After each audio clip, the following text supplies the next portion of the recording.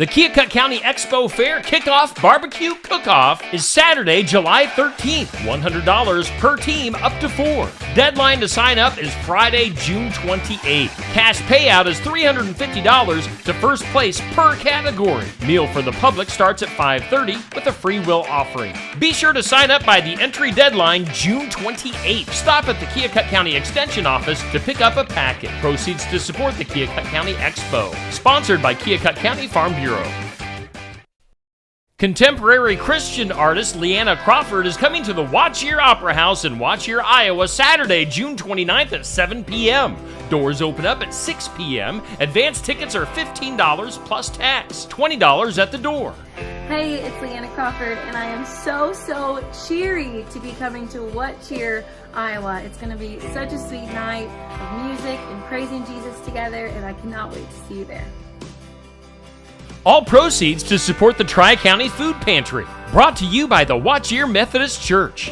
Ticket information can be found on the Watch Year Methodist Church Facebook page.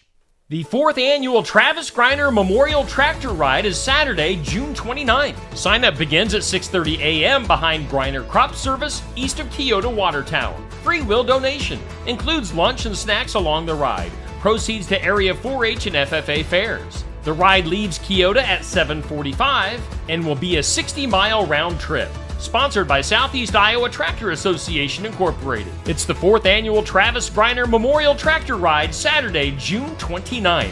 And if you don't have a tractor, come and watch along the route.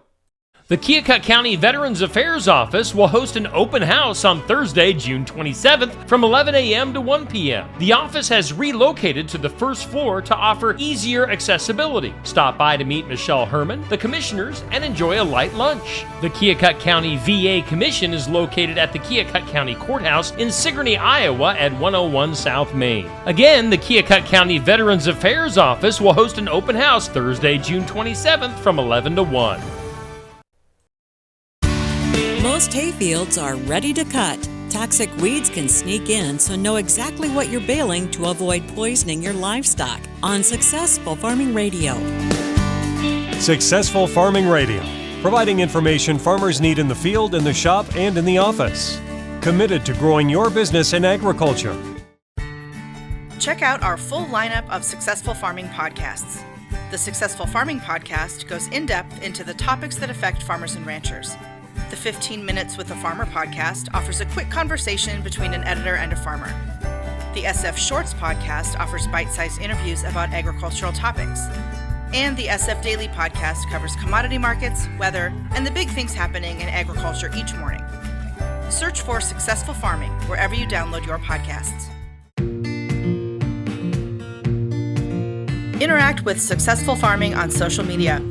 Like us on Facebook at Successful Farming USA and follow us on X at Successful Farm for tips, ideas, timely news, and information from our editors. Find us on Instagram at successful_farming and love the latest photo or video. And take a look behind the scenes with our editors on TikTok at successful_farming.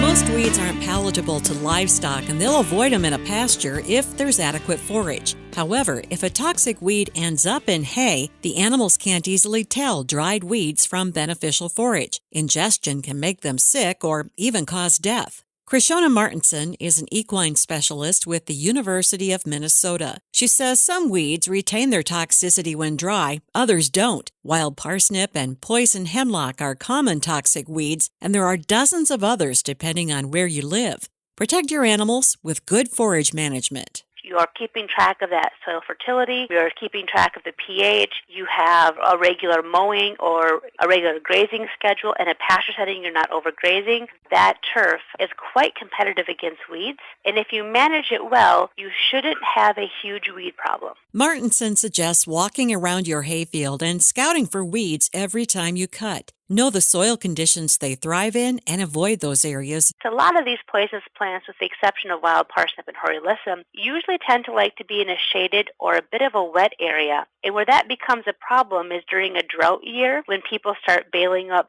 sloughs or ditches or maybe other areas that would be too wet in a normal year and aren't normally a managed hayfield. That's when we see a lot of problems. Symptoms of weed poisoning depends on the animal, the plant ingested, and how much was ingested. Call your veterinarian if you suspect the animal has eaten a toxic plant. I'm Jody Henke. Find more tips for avoiding poisonous weeds in hay at agriculture.com.